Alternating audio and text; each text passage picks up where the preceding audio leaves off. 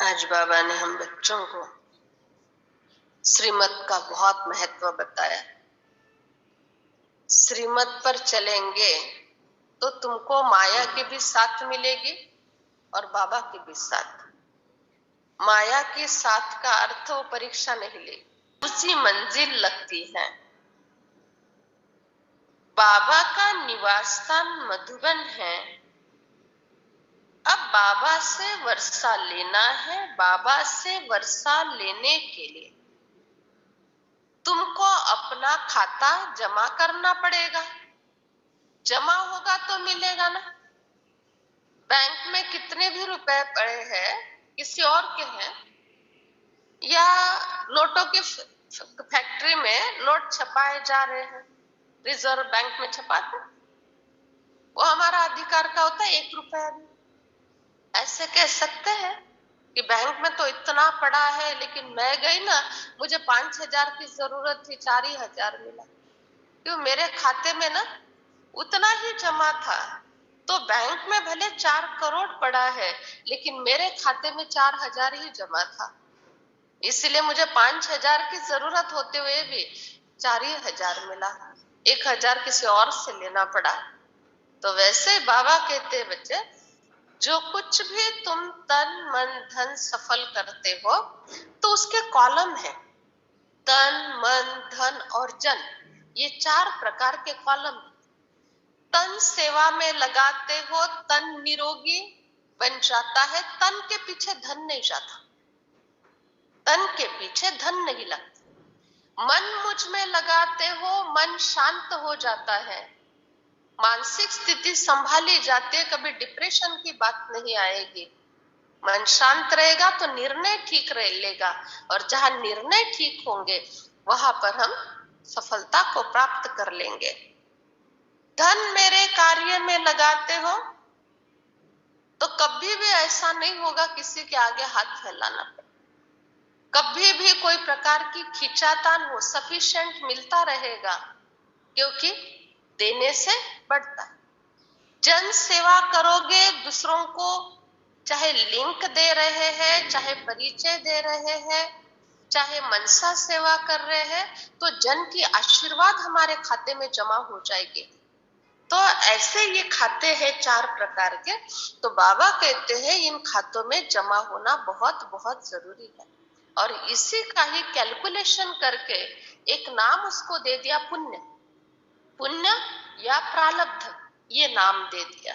तो प्रारब्ध हर एक का अपना अपना क्यों बना? प्रारब्ध हर एक का अलग अलग क्यों है?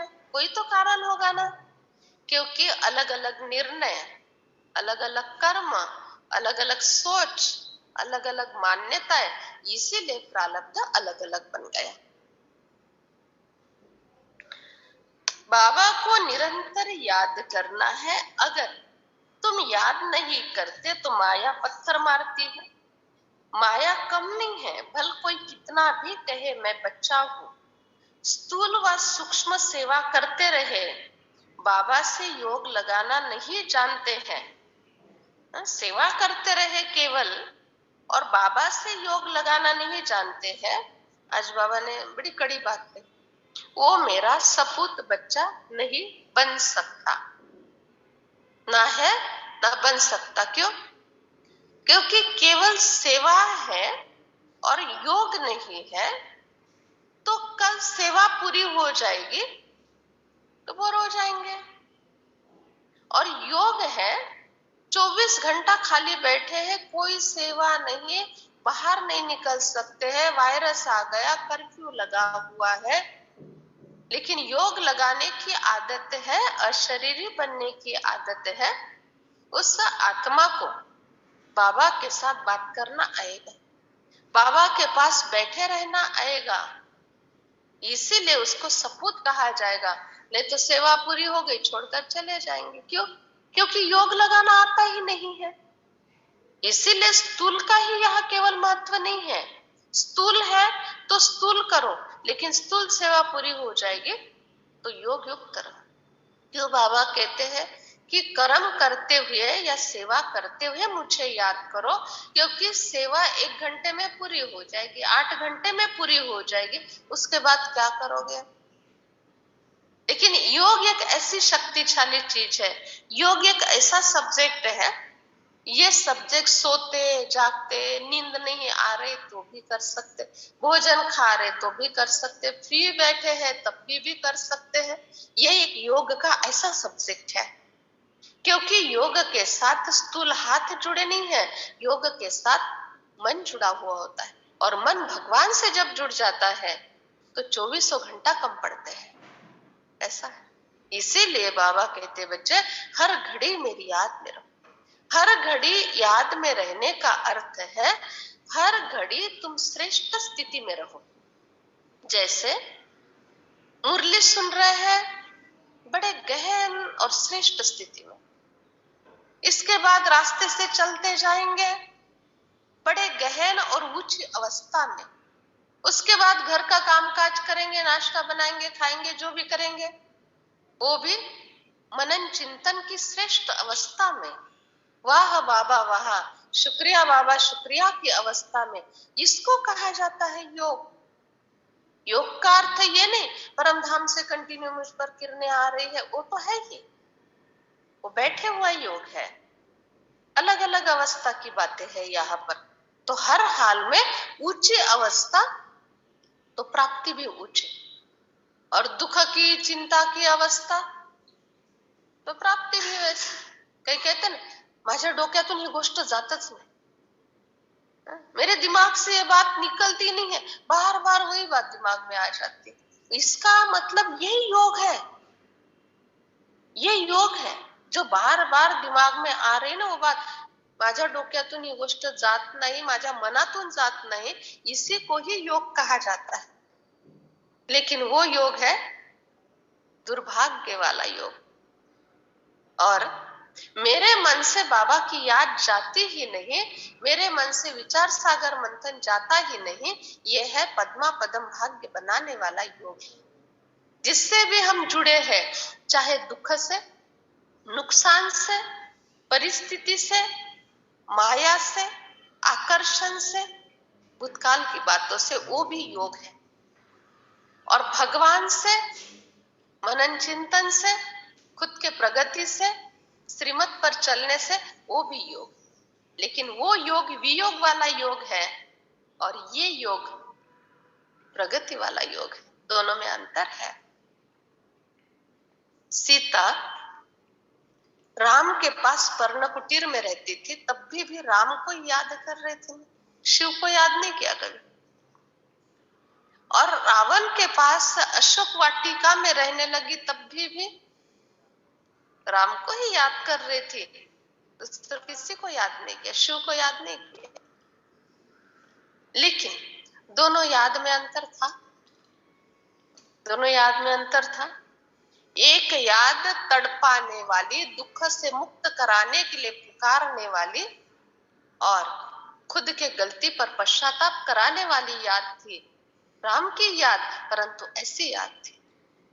और जब राम के साथ पर्ण कुटीर में जंगल में रह रहे थे, तब भी राम की याद, लेकिन निश्चिंतता की याद, प्यार की याद, सबसे बड़े आधार की याद, दोनों याद, लेकिन दोनों याद में अंतर होता है।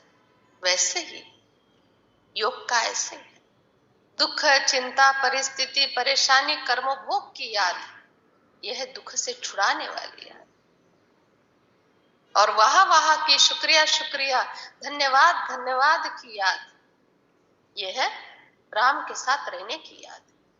तो में से कौन सी पसंद करेंगे? राम के साथ रहने वाली याद। क्या जाता है हमारा हर बार अगर धन्यवाद बोलो। वैसे किसी ने पानी का गिलास भी दिया ना, पानी का गिलास सामने लाया और हमको लेना भी नहीं है, पानी नहीं चाहिए, तो भी एक आजकल के सभ्यता अनुसार थैंक यू बोल देते, ऐसा हाथ लगाते थैंक यू, नहीं चाहिए, नहीं चाहिए फिर भी थैंक यू। ये वेस्टर्न स्टाइल है ना।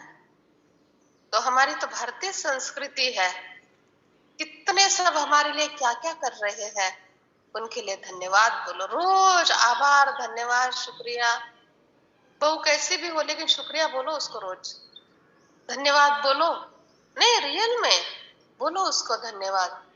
बहुत अच्छा, तुम ऐसी चल रहे हो इसीलिए तो मैं गंभीर बन गई हूँ, ऐसा है, इसीलिए तो मैं अंतर्मुखी बनकर भगवान से जुड़ी रहती हूँ। कितना शुक्रिया, सचमुच। ये कोई ऐसे ये बात नहीं, दुख की बात नहीं है या किसी को टॉन्टिंग करने की बात नहीं है, प्रैक्टिकल की। तुम्हारे कारण मैं भगवान से अंतर्मुखी होकर बात कर रही हूँ, नहीं तो अंतर्मुखता मेरे में आती थी। तुम्हारे कारण मैं बाहर मुखता से दूर होती जा रही हूँ, तुम्हारे कारण मैं गंभीर बनती जा रही हूँ। मेरे आध्यात्मिक मार्ग पर बहुत सरल और सहजता से दुआएं लेकर चल रही हूँ। सचमुच है क्या नहीं ऐसा? ऐसा है या नहीं? परिवार में जो भी तकलीफ दे रहे हैं उनको सच्चा सच्चा धन्यवाद बोलना चाहिए। सब हमारे सामने हाँ जी कर रहे हैं ना, तो वो धन्यवाद ऊपर का होता है। और तकलीफ देने वालों के लिए अंदर से गहरे से धन्यवाद निकलना, ये ज्ञानी तो आत्मा की निशान, रियलिटी एकदम रियल है, निकलना ही चाहिए, क्योंकि ऐसे लोगों की बहुत जरूरत होती है। ये हमारा एक तो कर्जा उतार रहे हैं, दूसरा हमको आध्यात्मिक मार्ग पर मजबूत कर रहे हैं। ये दो चीजें कौन करेगा बताओ? जो हाँ जी कर रहे हैं, बहुत मोह में फंसे हुए हैं, वो तो और कमजोर कर रहे हैं, आध्यात्मिक मार्ग पर कमजोर कर रहे हैं, श्रीमत का उल्लंघन करवा रहे हैं, भगवान की नजर से दूर कर सकते हैं।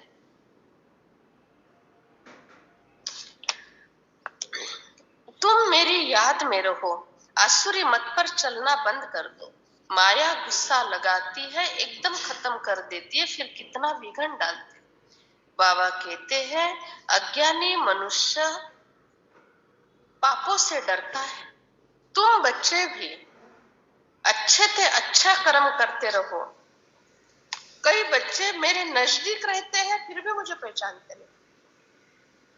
नजदीक रहते हैं, पहचानते नहीं का अर्थ रूप रंग से तो पहचान लेंगे, एक बार भी पहचान हो गई ये ब्रह्मा बाबा है तो पहचाने, लेकिन शिव बाबा के लिए ये बात है पहचानते नहीं, अर्थात बाबा क्या करते हैं क्या नहीं करते हैं, ये बात का ज्ञान होना, इसको पहचान कहा जाता है।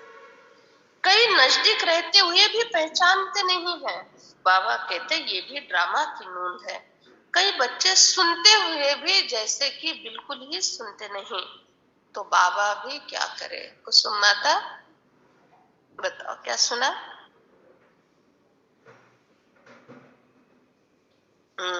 सुनते हुए भी नहीं सुनते हैं, अर्थात फीलिंग नहीं मिल रही है, आनंद नहीं मिल रहा है। ये पॉइंट कितनी गहन है, ये कभी फील नहीं होता है। आजकल मनुष्य के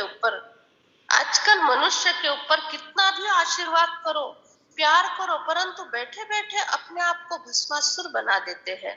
वास्तव में ईश्वरीय संप्रदाय और आसुरी संप्रदाय में रात दिन का फर्क है। इस दुनिया में किसी का परमात्मा के साथ योग नहीं है। ऐसे बाबा को तुमको याद करना है जो तुम्हारा आत्मा का पिता है। बच्चे, तुम श्रीमत पर नहीं चलेंगे तो भस्मासुर बन जाते हैं। भस्मासुर का अर्थ है खुद ही खुद को दुखी बना देना, खुद ही पश्चाताप में, दुख में ऐसा जीवन जीना। पहले 100-100, 200-200 लोगों के परिवार एकत्रित रहते थे। कोई दुख, बीमारी, अनबन कुछ नहीं था। घर में एक मुखिया रहता था, सब कमाई करते थे, सारी कमाई मुखिया के हाथ में चली जाती थी, समाचार सारे दिन भर का दे देते थे, मार्गदर्शन ले लेते थे, कितने अच्छे परिवार चलते थे। आज परिवार कितने छोटे छोटे हो गए, कितने छोटे छोटे। 4 लोगों का परिवार 10वीं के बाद हो गया वो 3 का, 12वीं के बाद 2 का हो गया, 2 बाहर 2 यहाँ, 2-2 लोगों का परिवार। फिर भी बहुत टेंशन है दीदी, बहुत हमेशा इनका टेंशन रहता है। 200 लोगों के परिवार में टेंशन नहीं रहता था, 2 लोगों के परिवार में क्यों टेंशन है? क्यों? इसको ध्यान देने के लिए केवल वही है और उसको ध्यान देने के लिए केवल यही है। बस सारा दिन वो उसको और 200 लोग थे तो कौन किसके तरफ ध्यान देगा? खा लेगी। श्रीमत पर चलो। बेटी मुझे बहुत मदद करती है, बेटियां तो मददगार होती है ना, तो भगवान की हम सारी बेटियां हैं, लेकिन एक बेटी ऐसी है सब बेटियों को ठीक करेगी। उस बेटी का नाम है माया। बाबा तो परम धाम से आते हैं, बच्चों को पढ़ाकर नर से नारायण बनाते हैं। ऐसे बाबा का नाफरमान बरदार बनते हैं। बाबा श्रीमत देते हैं, बच्चे ऐसे ऐसे करो, और बच्चे अपने ही रीति चलते रहते हैं। उसको कहा जाता है ना फरमान बरदार। फरमान माना आज्ञा, तो ना फरमान बरदार अर्थात आज्ञा पर नहीं चलना। तो आज्ञा पर चलना अर्थात हमारे अंदर जो विशेषता योग्यता नहीं भी है तो भी बाबा भर देंगे, और आज्ञा पर न चलना अर्थात जो कुछ है वो उतना ही रहेगा। हाँ, कम नहीं होगी लेकिन बढ़ेगी भी नहीं। बाबा कहते हैं माया का थप्पड़ लग जाता है, फिर तरस पड़ता है, कहाँ कहाँ बिचारी कन्याओं माताओं पर बंधन आ जाता। बाबा कहते हैं कितने बांधेले हो जाते हैं, कितने अत्याचार होते हैं दुनिया में, कितना पाप बढ़ता जा रहा है, फिर कड़ी सजा खाते हैं। माया जानती है कल्प पहले वाले कौन कौन है, जिन्होंने मुझे जीतकर बाबा का तरफ लिया वो भी सयानी है।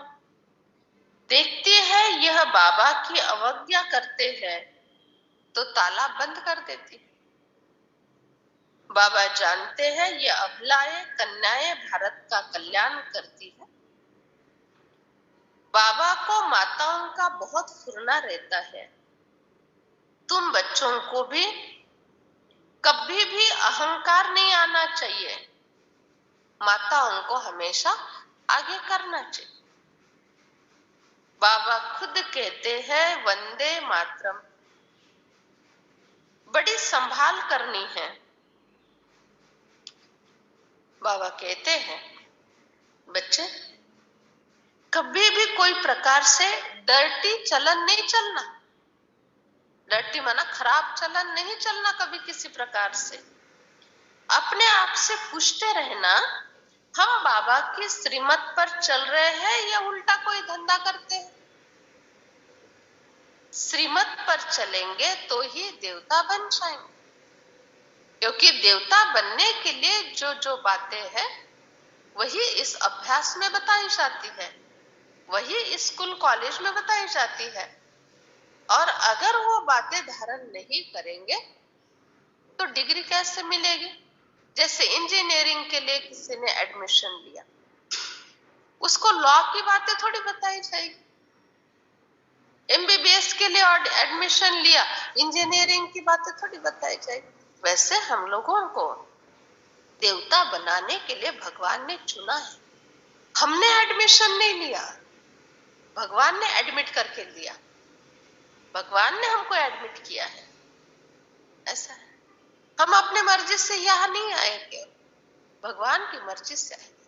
इसीलिए लौकिक दुनिया में शास्त्रों में लिखा है सब कुछ भगवान के मर्जी से होता है, पत्ता पत्ता भगवान के मर्जी से हिलता है, ऐसे कहते हैं ना। अभी हवा आती है तो पत्ते हिलते हैं ना, तो पत्ता पत्ता भगवान के मर्जी से हिलना अर्थात बाबा की श्रीमत पर जो चलते हैं, बाबा जो डायरेक्शन देते हैं उसके अनुसार कर्म करते हैं, तो हमको सारी की सारी दुआएं प्राप्त हो जाती। फिर हमारे जीवन में सब सफलता प्राप्ति ये सब है। इसीलिए कह दिया पत्ता पत्ता भगवान के मर्जी से हिलता है।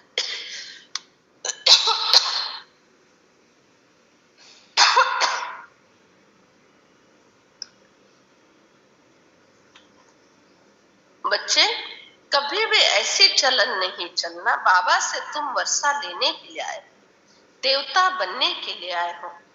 स्थापना के कार्य में विघ्न जरूर पड़ते हैं। क्राइस्ट के समय भी ऐसे ही निकले जिन्होंने निंदा की। आसुरी संप्रदाय ने मार डाला, पहचाना नहीं। अब उनके लिए कितने चर्च बनते हैं, इससे कोई फायदा नहीं।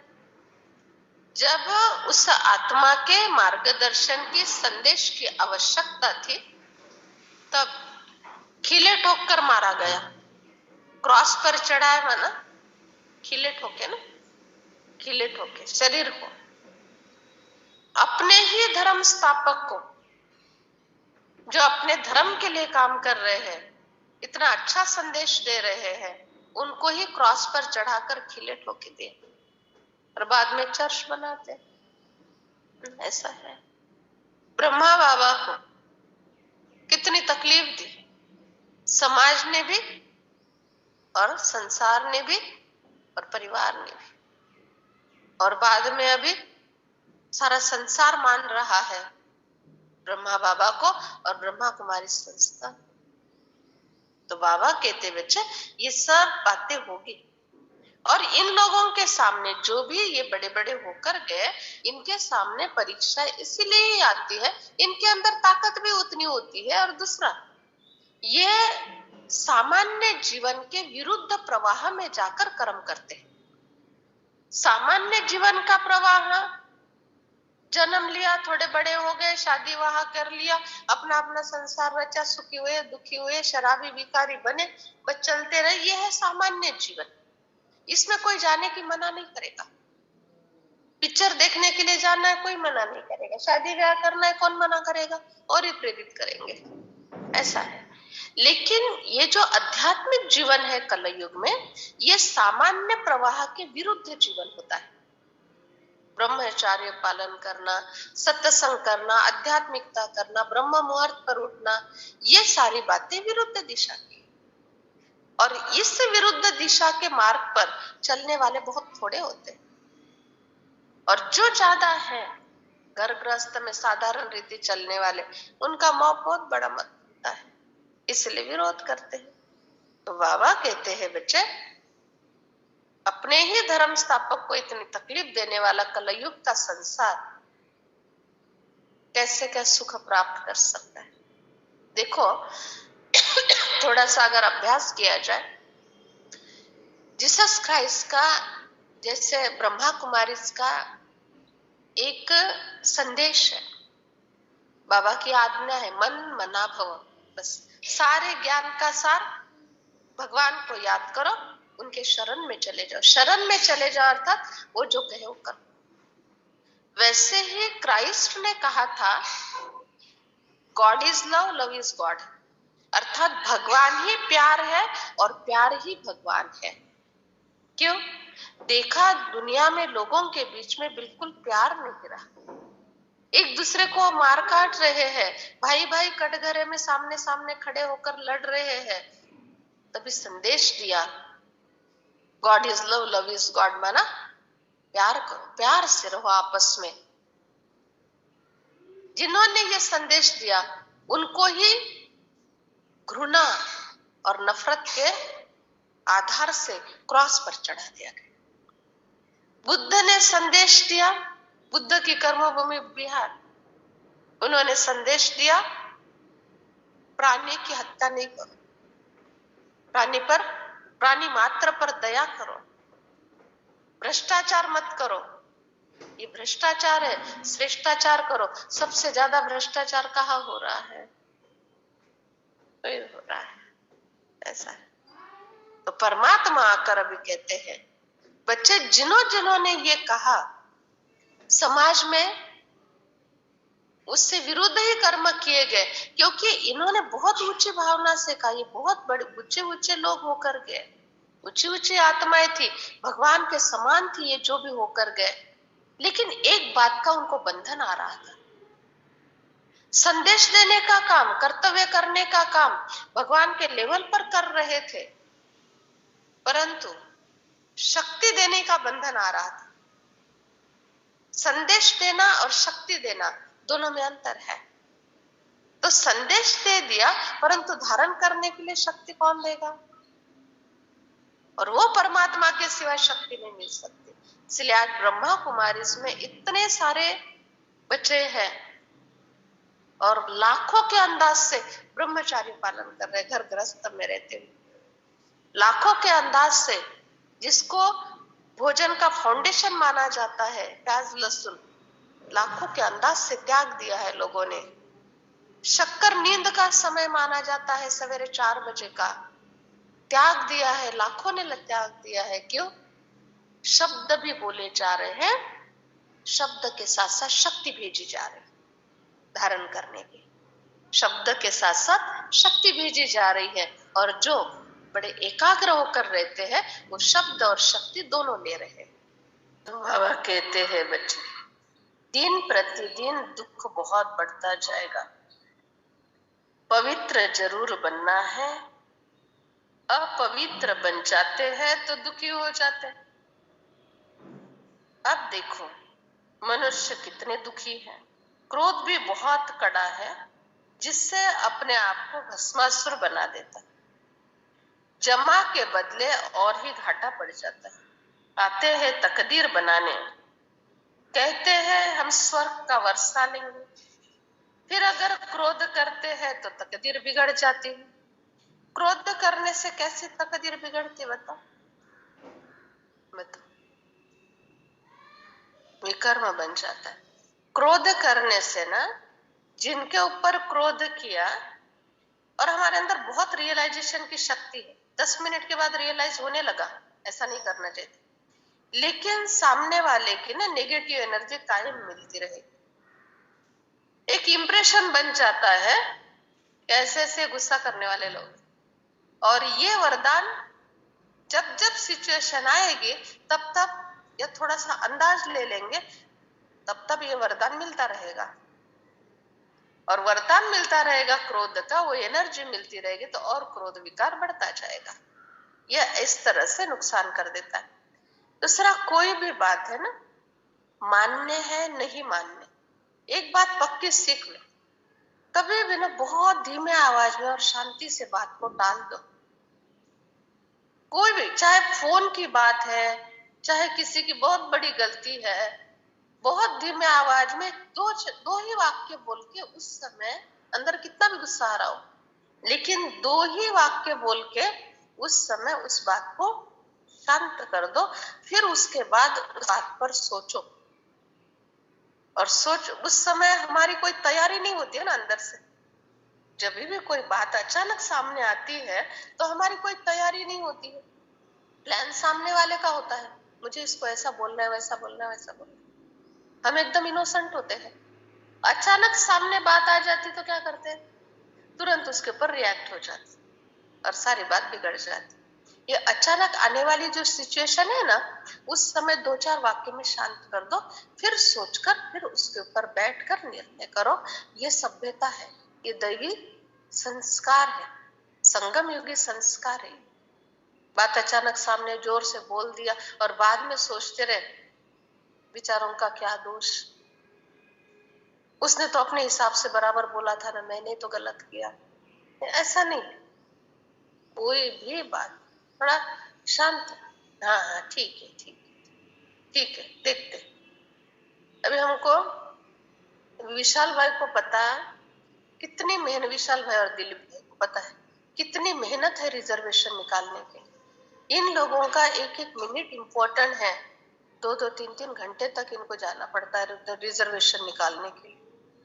हर एक की ये डिमांड, नाही आम्हाला ट्रेननेच जायचंय बरं का, आणि रिझर्वेशन कन्फर्म मिळायला पाहिजे ते सुद्धा। जैसे मेरी ट्रेन है, जैसे कि सरला दीदी की ट्रेन है, ऐसा है, सरला दीदी के हाथ में सब कुछ है। धमकी ऊपर से फोन पे, दीदी अजिबात चालणार नाही मीटिंग वगैरे, आम्हाला एकदम कन्फर्म रिजर्वेशन मिळायला पाहिजे।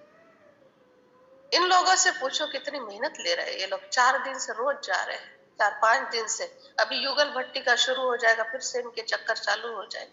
बहुत सर्विस देनी पड़ रही है, पड़ती। रोज एक का फोन, दीदी आमचं पण एक रिझर्वेशनचं तिकीट काढा, आम्हाला पण यायचं, रोज एक का फोन ऐसे। आम्ही पैसे देतो तुम्हाला, पण द्या आम्हाला. म्हणे तो पैसे तो मैंने भरेगी ना वैसे भी, ऐसा. फिर उसके बाद अगर वेटिंग मिला और ट्रेन में एखाद दुसरे का वेटिंग रहा ना, दीदींना आम्ही एवढे पैसे दिले होते तरी दीदींनी आम्हाला जागा नाही दिली. अभी दीदी के हाथ में नहीं है रिजर्वेशन. अभी रोज फोन आ रहे हैं. मैं क्या करते, हाँ हाँ ठीक है, देखती हूँ, अगर एडजस्ट होगा तो ठीक है, नहीं तो कुछ व्यवस्था करेंगे. अगर ऐसा मैंने बोल दिया, आप लोग अभी जागे हो रहे हैं क्या? रोज अनाउंस किया जा रहा है, आपने बताना चाहिए था, लिखवाना चाहिए था. नहीं, हाँ ठीक है देखते हैं, सोचते हैं क्या होगा तो बाद में बताएंगे, जो होगा तो ठीक है, नहीं तो फिर देखते क्या करना है, कुछ मार्ग निकालेंगे. सामने वाले को आदत मिल जाती है. वही अगर एक्शन गलत ले ली तो नहीं. और वैसे ये काम तो रोज का एक का फोन आना, आम्हाला पण जायचंय. तो आज अनाउंस कर देते हैं, आज के बाद रिजर्वेशन पूरा हो जाएगा, क्योंकि वेटिंग बहुत बढ़ गया है. वेटिंग अभी शायद 46 पर वेटिंग चला गया है, और इतना वेटिंग कंफर्म होना शायद पॉसिबल नहीं होगा. इसलिए अभी ट्रेन की टिकटें अगस्त महीने की 8 अगस्त की नहीं निकाली जाएगी. फिर दूसरा एक ग्रुप तैयार करके फिर लग्जरी बस से भी दूसरा ग्रुप जा सकेगा. ऐसा. तो कोई भी बात है ना, तो पहले शांति से सोच लो, फिर उसके ऊपर मार्ग निकालो. ऐसा है, तुरंत एक्शन नहीं लेना चाहिए किसी भी बात में. ये गलती कर लेते हैं और फिर दुखी हो जाते हैं, और फिर कहते हैं की आमचं तर काही दोष नव्हता, परंतु समोरचे जसे वागतात. ऐसा नहीं है, हमारा दोष कहीं तो होता है. अभी अभी पुरुषार्थ करके उच्च ते उच्च बनना है. बाबा समझाते हैं, परम पिता परमात्मा आकर तुमको सुनाते हैं. कभी संशय बुद्धि नहीं बनना, नहीं तो पाप चढ़ जाता है. श्रीमत पर नहीं चलेंगे तो श्रेष्ठ कैसे बनेंगे? श्रीमत पर चलने से तुम्हारा कोई नुकसान नहीं होगा. अच्छा बच्चे, मैं तुम्हारा बाप भी हूँ, लेकिन बहुत ज्यादा अवज्ञा करते हैं, श्रीमत पर बिल्कुल नहीं चलते, अपनी चलाते हैं, योग युक्त नहीं है. तो फिर ऐसे बच्चों के लिए मुझे कभी धर्मराज भी तो बनना पड़ेगा. धर्मराज देखते हैं क्या क्या पाप करते हैं, कितनी ग्लानि करते हैं, श्रीमत का उल्लंघन करते हैं. कायदे तो कड़े हैं, परंतु बच्चे हैं. हाथ उठाते हैं लक्ष्मी नारायण जैसा बनेंगे, लेकिन काम अगर गलत करते हैं तो कैसे बनेंगे बच्चे? आगे चलकर ये किला इतना मजबूत हो जाएगा कि यहाँ कोई पतित आ नहीं सकेगा. मधुबन की बात है, मधुबन की बात. बाकी सेंटर पर तो सभी आएंगे, और सेंटर से फिर शिक्षाएं लेकर, सावधानी लेकर शायद. अभी तो माया बहुतों को नाक कान से पकड़ लेती है. निराकार बाप आंखों का लोन लेकर देखते हैं, ये बच्चा फर्स्ट क्लास है और ये बच्चा थोड़ा सा अलग है. बाबा समझाते हैं, स्वर्ग का मालिक बनना है, तुम ऐसा पुरुषार्थ क्यों नहीं करते हो? बाबा सर्वशक्तिवान है. मीठे मीठे बच्चों, मीठे मीठे बच्चों, सजाओ से डरो, सजाओ से डरो, श्रीमत पर चलो, आज्ञाकारी बनो, अपने पर रहम करो, माया के वश हो जाएंगे.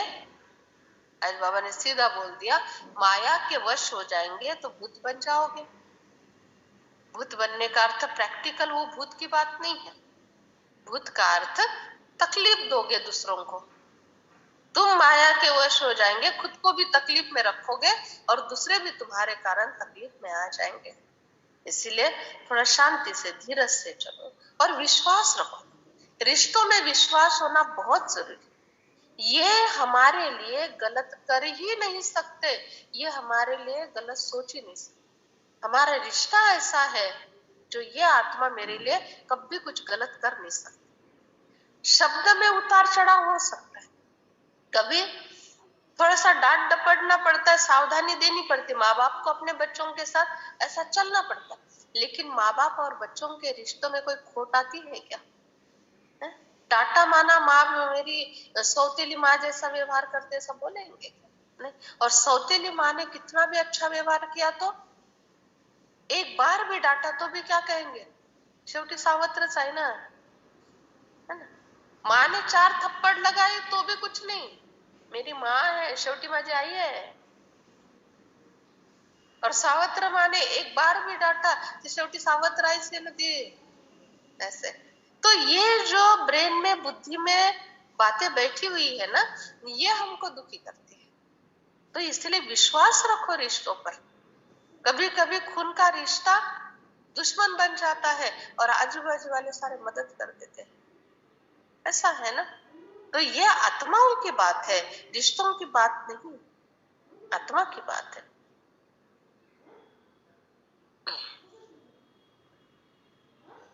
बाबा कहते हैं अपने पर रहम करो, नहीं तो माया के भूत बन जाते हैं। अच्छा बच्चे, भवानी माता का भी मंदिर होता है। भवानी माता ये देवी है ना, एक भवानी देवी, आंध्र प्रदेश इधर पूजा करते हैं उनकी, बहुत साउथ में भवानी की ही ज्यादा पूजा होती है। तुमको भवानी बनना है कि भूत बनना है? तो सब क्या कहेंगे? अर्थात देने वाले देवी बनना है, दाता बनना है। तुम सब हो भवानी माताएं, जो सभी को ज्ञान अमृत पिलाती हो और सभी की इच्छाएं पूर्ण करने वाली तुम भवानी माताएं हो। भवानी देवी का बड़ा महत्व है संसार में। वफादार बच्चों को माता पिता आज आशीर्वाद दे रहे हैं। वफादार बच्चों को, वफादार अर्थात श्रीमत पर चलने वाले, अपने मर्जी से नहीं, श्रीमत पर चलने वाले वफादार बच्चों को माता पिता आज आशीर्वाद दे रहे हैं। भवानी देवी भव, भवानी देवी भव। कौन सा आशीर्वाद मिला कोमल? अभी कोमल नहीं बनना, भवानी देवी। वफादार नहीं तो शक्ति से जाकर दूर रहो। वफादार का अर्थ केवल धन की सच्चाई की बात नहीं होती है। वफादार का अर्थ शांति, योग युक्त, ज्ञान युक्त, कोई प्रकार का मैंपन और मेरापन नहीं, सब बातों में वफादारी। अच्छा मीठे मीठे सिखिलत है बच्चों प्रति माता पिता बाप दादा का याद प्यार और गुड मॉर्निंग। रूहानी बाबा की रूहानी बच्चों को नमस्ते। रूहानी बच्चों की रूहानी माता दादा को याद प्यार गुड नमस्ते। थैंक यू, बहुत बहुत। अच्छा ऑनलाइन वाले लेफ्ट नहीं होना कोई भी, क्योंकि अभी और क्लास बाकी है, आगे का क्लास है। मीठे मीठे बच्चे, जब तुम यहाँ आते हो, मधुबन में आते हो, तो समझो बाबा के पास जाते, बाबा से सुनते। जब अपने सेंटर पर जाते हो तो सामने बाप दादा नहीं बैठते, कहाँ कहाँ गोपी मुरली चलाते हैं।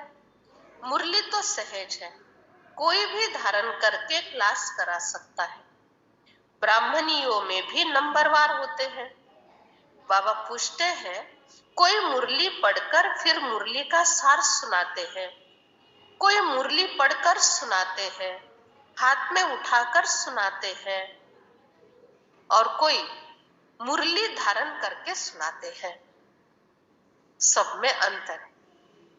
कोई सार सुनाते हैं, कोई धारणा का क्लास कराते हैं, कोई मुरली पढ़कर सुनाते हैं और कोई मुरली धारण करके सुनाते हैं। जो मुरली धारण करके सुनाते हैं वह सपूत बच्चे हैं, वही वारिस और वर्षे के अधिकारी बन जाते।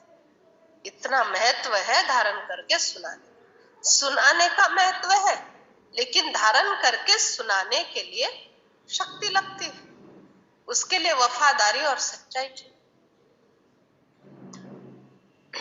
जो मुरली हाथ में उठाकर सुनाते हैं वो हाथ में उठाए, मुरली हाथ में उठाए बिगर ऐसे सुनाते हैं वह भी हाथ में उठाए। मुरली हाथ में तो होनी चाहिए। आज बाबा ने कहा मुरली हाथ में नहीं उठाकर बिगर मुरली ऐसे सुनाते हैं, वो भी हाथ में मुरली उठाए। मुरली हाथ में होनी चाहिए, बाकी सुनाओ फिर अपनी मर्जी से। मुरली हाथ में रखो, बाकी कुछ एक्सप्लेनेशन देना है आप अपने मर्जी से दे सकते हो। विषय के अनुसार, पॉइंट्स के अनुसार एक्सप्लेनेशन देने का अधिकार है सुनाने वाले को, लेकिन मुरली हाथ में जरूर होनी चाहिए। हाथ में मुरली होगी तो मुरली के वाइब्रेशन से ताकत भी आएगी। मुरली से भी वाइब्रेशन निकलते हैं। मुरली ये सामान्य चीज नहीं है, ये ईश्वरीय महावाक्य का एक शास्त्र अध्याय है। एक बहन है जिस उस दिन नहीं अनुभव सुना रही थी, सविता गोरे वाकड़ी के, तो उन्होंने एक दिन मुझे फोन करके पूछा, बोला दीदी मुझे 2 बार अनुभव हुआ है इससे, मेरे बच्ची को भी, उनकी बच्ची एक साइली नाम की बच्ची को, और मुझे अनुभव हुआ कि हाथ में आपने मुरली पकड़ी है और पूरे हाथ से लाल प्रकाश निकल रहा है।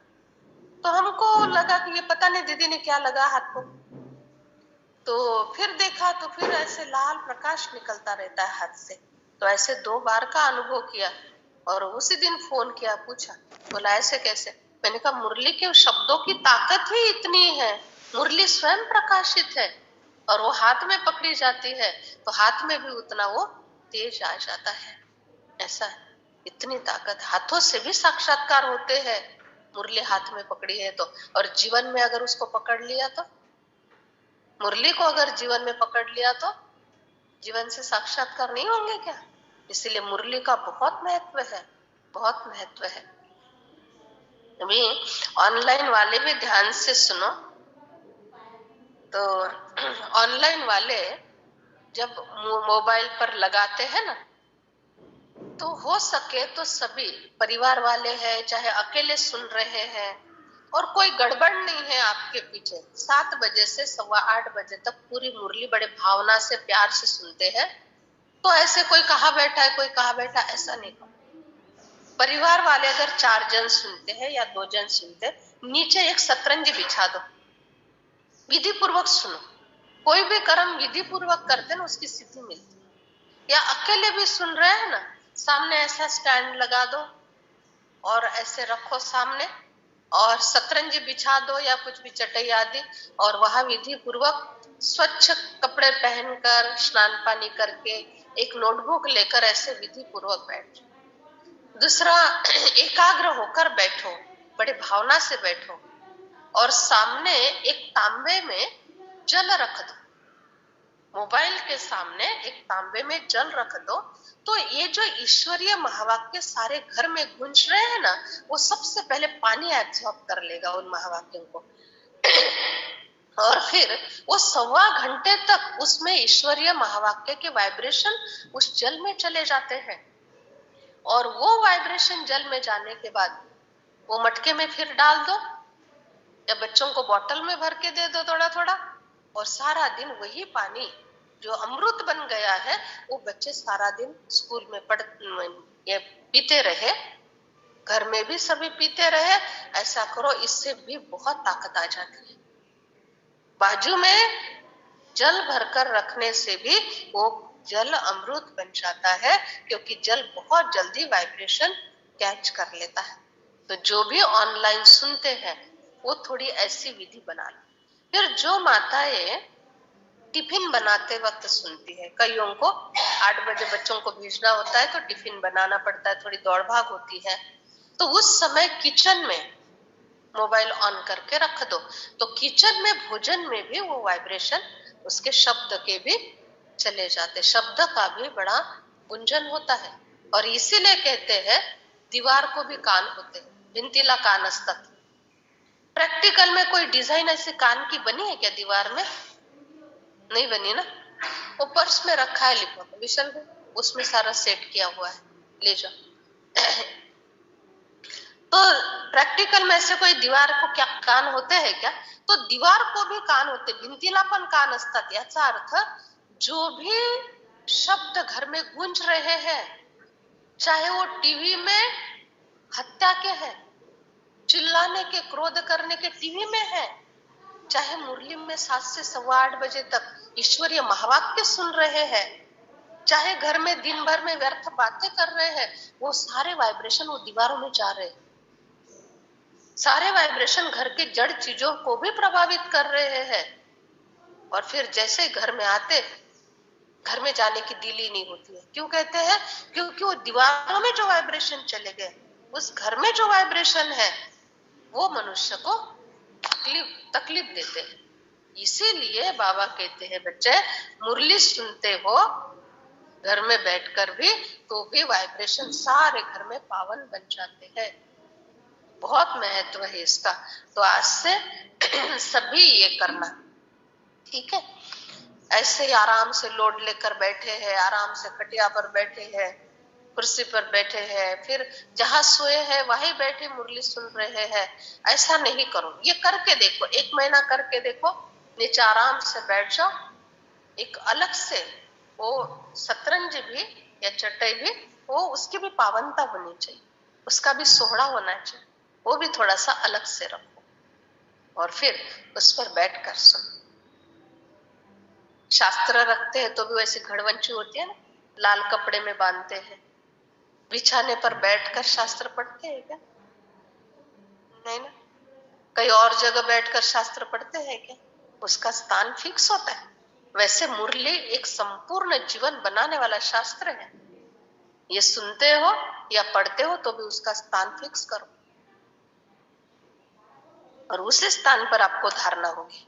कहीं पर भी कहीं बैठ गए, कभी कहा, वो धरती साथ नहीं देती। एक स्थान फिक्स होना चाहिए बैठने का। कोई धारण करके सुनाता है मुरली, मुरली पढ़कर सुनाते हैं तो नंबरवार। घोड़ेसवार महारथी प्यादे तो होते हैं ना, सभी एक्यूरेट नहीं सुना सकते। कोई पढ़ते रहते हैं, एडिशन कर रहस्य भी सुनाते हैं, रसीले रसीले नमूने दिखाते हैं। रसीले नमूने माना बहुत अच्छे अच्छे उदाहरण, ऐसे ऐसे समझाते हैं। बाबा कहते हैं फिर, वाह बच्चे वाह, कितना अच्छा समझाते हो तुम। मुझे तो कभी लगता है बाबा भी थोड़ा सा सुनते होंगे, आके 2-4 वाक्य देखो तो से किस ढंग से सुना रहे हैं। वाह बच्चे वाह, कितना रसीले ढंग से सुनाते हो, कभी कोई बात में संशय नहीं आता है तुमको। एक बाबा सभी को सुनाते हैं। उस स्कूल में भी पढ़ाने वाले अलग अलग होते हैं, यहाँ भी पढ़ाने वाले अलग अलग।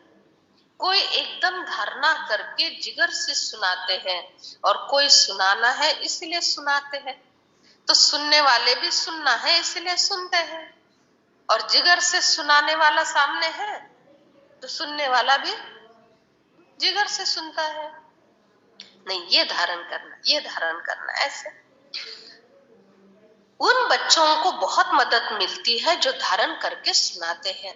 सुबह को यहाँ बैठकर बच्चों को याद की यात्रा में मैं बहुत मदद करता हूँ।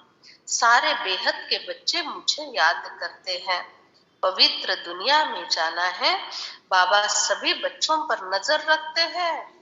ऐसे नहीं समझना बाबा क्या देखते, नहीं, सभी बच्चों पर बहुत अटेंशन रहता है। जिनका योग होता है उनको बाबा की बहुत बहुत मदद मिलती है। बेहद का बाबा पावन बनाने के लिए आते हैं, करंट देते हैं। बाबा कहते हैं बच्चे बहुत बहुत सच्चाई से चलना। सच्चाई से चलने का अर्थ है जरा भी टाइम वेस्ट वाला काम नहीं करना। टाइम वेस्ट वाला काम बस, सारा दिन बाबा और बाबा से संबंधित, आध्यात्मिकता से संबंधित अभ्यास, इसको कहते हैं सच्चाई से चल। याद से बहुत मदद मिलेगी। मददगार बच्चे बहुत चाहिए। मददगार बच्चों को मदद करने के लिए मैं बंध जाता हूं। जो मददगार बनते हैं उनको मेरी मदद जरूर मिलती है।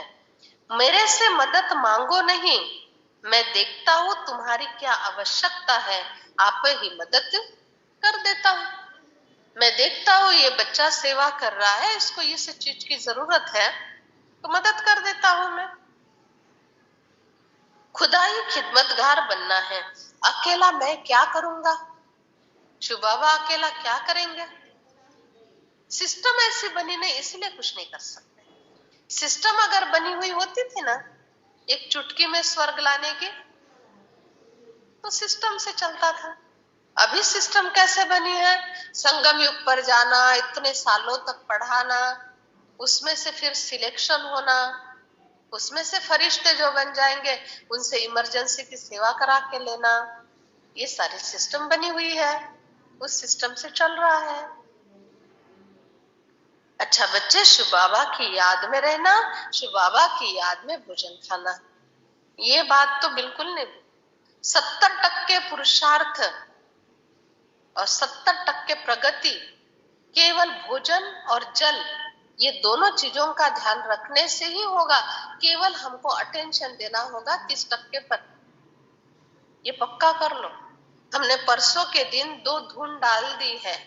एक धुन मेरा बाबा की है, 20 मिनट 23 सेकंड की कुछ है, और एक मैं और मेरा बाबा संसार है, अव्यक्त बाबा की आवाज में।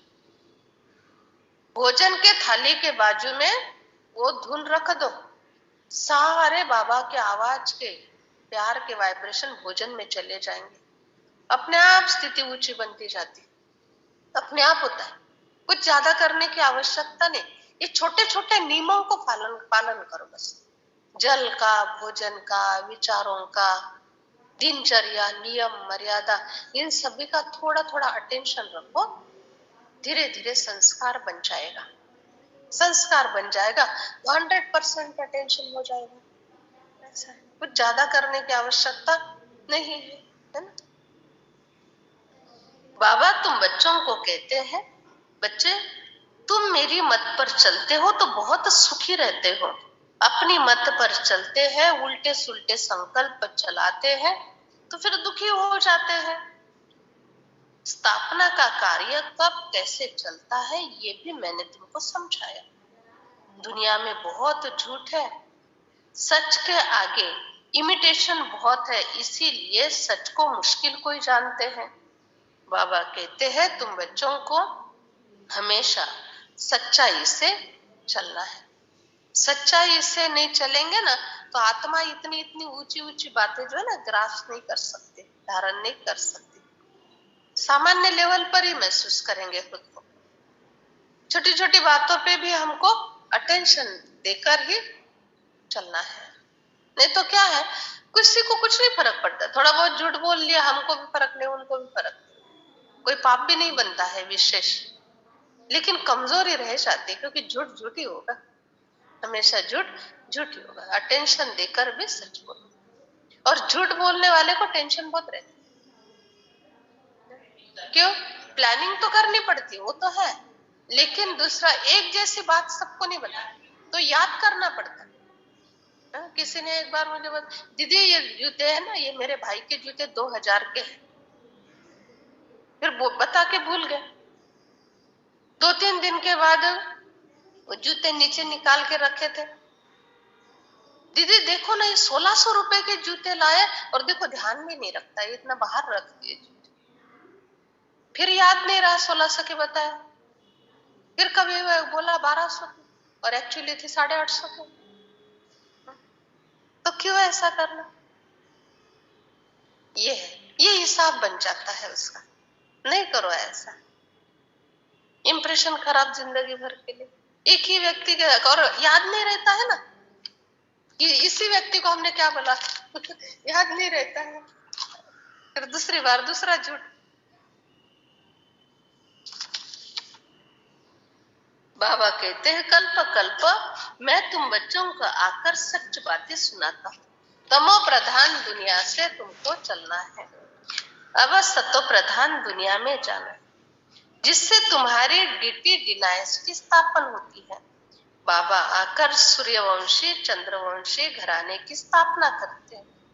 बाबा कहते हैं अभी तुमको फुरना रहना चाहिए बाबा की याद का।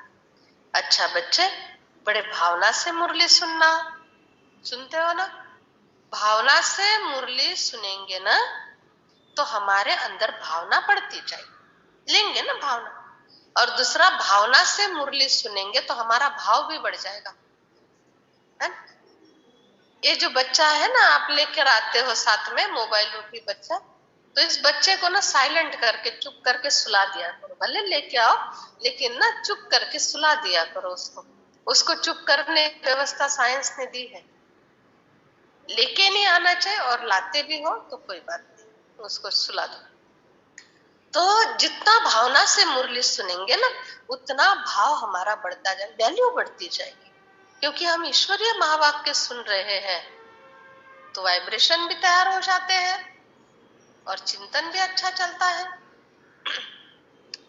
जब बाबा कहते हैं बच्चे बड़े भावना से मुरली सुनो, एक एक बात मेरे लिए है ऐसा समझकर सुनो तो तुमको शांति मिलेगी। खाते हो तो भी क्या खा रहे हैं, बाबा की याद में खा रहे हैं ये चेक करो। कपड़ा सिलाई कर रहे हैं लेकिन बुद्धियोग बाबा के साथ है कि कपड़े में चला गया, ये भी याद रखो। किचड़ा निकाल रहे हैं अर्थात सफाई कर रहे हैं, इधर उधर के पत्ते इकट्ठा कर रहे, किचड़ा निकाल रहे, तो भी बाबा की याद में कर रहे हैं या ऐसे कर रहे हैं। सफाई का झाड़ू लगा रहे तो भी बाबा की याद में कर रहे हैं या ऐसे निकाल रहे हैं, ये देखो। हर चीज बहुत हल्का होकर बाबा की याद में करो तो सुख शांति तुमसे कहीं दूर जा नहीं सकती। अच्छा, अच्छे अच्छे स्टूडेंट पूरा ध्यान देते हैं, कभी भी हमारी मुरली मिस नहीं होनी चाहिए।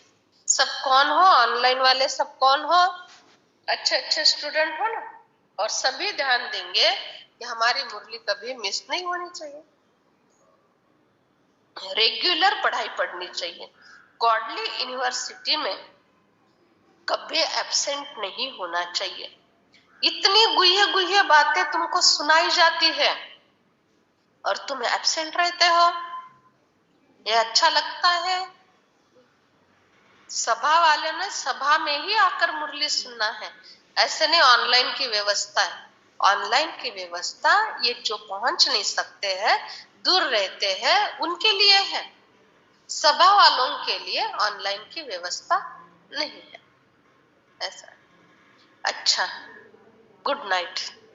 रूहानी बच्चों को नमस्ते। रात्रि का क्लास था ना, रूहानी बच्चों की रूहानी माता पिता बाप दादा को याद प्यार, गुड मॉर्निंग, नमस्ते, थैंक यू, बहुत बहुत। धारणा के लिए सार, बाबा का आज्ञाकारी वफादार बनकर आशीर्वाद लेने के पात्र बनना है।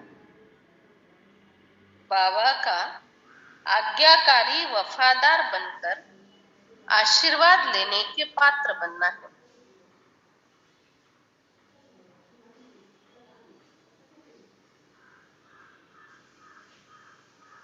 कोई भी अवज्ञा नहीं करनी।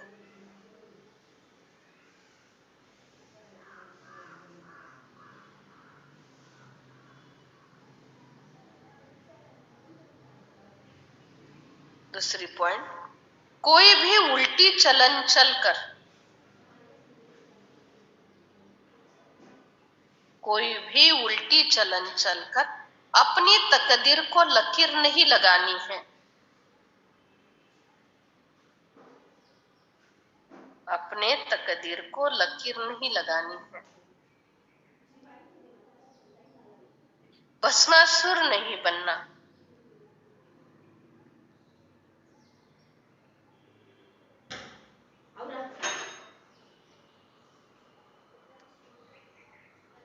भस्मासुर नहीं बनना।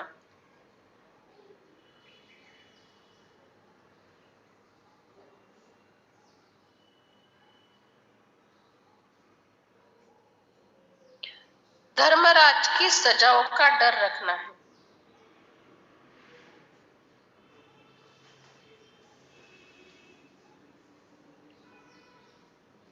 धर्मराज की सजाओं का डर रखना है। वरदान, दिल में एक दिलाराम बसाकर सहयोगी बनने वाले सर्व आकर्षण मूर्त भव। दिल में एक दिलाराम बसाकर सहयोगी बनने वाले सर्व आकर्षण मूर्त भव। दिलाराम को दिल देना अर्थात दिल में बसाना, इसी को सहयोग कहा जाता है। जहां दिल होगी वहां दिमाग जरूर चलेगा, और जब दिल और दिमाग अर्थात स्मृति संकल्प शक्ति सब बाबा को दे दी, मन वाणी कर्म बाबा के हो गए, तो कोई भी संकल्प व किसी भी प्रकार की आकर्षण आने की मार्जिन नहीं। स्वप्न भी इसी आधार पर आते हैं। जब सब कुछ तेरा कहा तो दूसरी आकर्षण आ नहीं सकती। सहज सर्व आकर्षण मूर्त बन जाएंगे।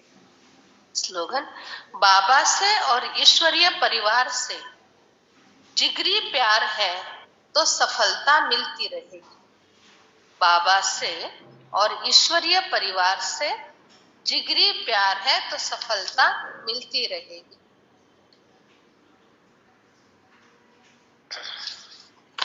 आज है 17 नंबर। संपूर्णता को समीप लाने के लिए सिर्फ 2 शब्द याद रखो, मैं बिंदु और बाबा बिंदु।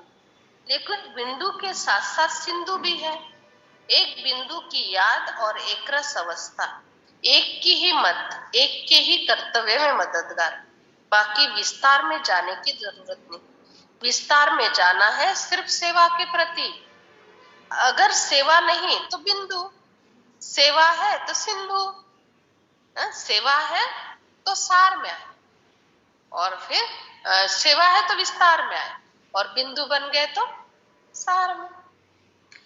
उसके आगे अपने बुद्धि को चलाने की जरूरत नहीं। बस ये सहज विधि है संपूर्णता को प्राप्त करने की। अच्छा, ओम शांति।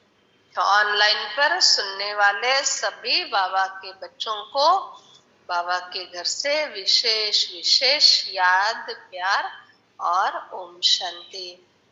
2-3 दिन में फिर हम दूसरे लिंक की भी व्यवस्था कर देंगे। आज भी 95 थे ना शुरू में, तो 5 बढ़ने को टाइम नहीं लगता है।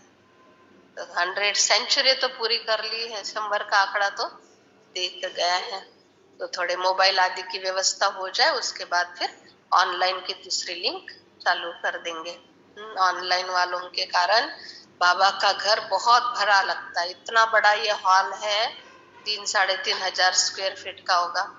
तो इतना बड़ा हॉल ऑनलाइन वाले बच्चे जो सुनते हैं ना, उनके कारण हरा भरा लगता है। सभा वाले तो सभा है ही, वो तो हरे कारपेट पर भरे हुए हैं, लेकिन ऑनलाइन वालों के कारण भी बेहद की सेवा हो रही है। इतना सुकून मिलता है। तो ऑनलाइन वालों को ढेर सारी दुआएं निमित्त आत्माओं की जाती है, क्योंकि सेवा की ये सफलता है ना, ऐसा है। तो उनको भी सुख मिल रहा है, हमको भी उसका आनंद मिलता है। परिवार जितना बड़ा उतना स्ट्रांग होता है, ऐसा है। अच्छा, ओम शांति।